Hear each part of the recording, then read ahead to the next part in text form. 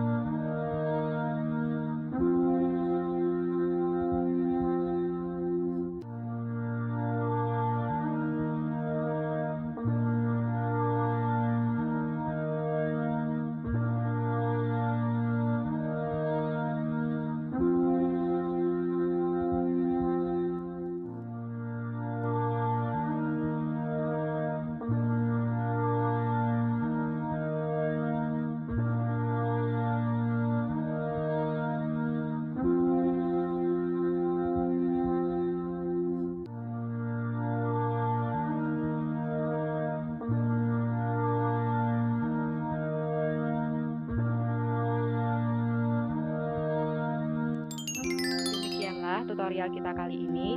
Jangan lupa like, subscribe, dan nyalakan tombol lonceng. Semoga bermanfaat. Assalamualaikum warahmatullahi wabarakatuh.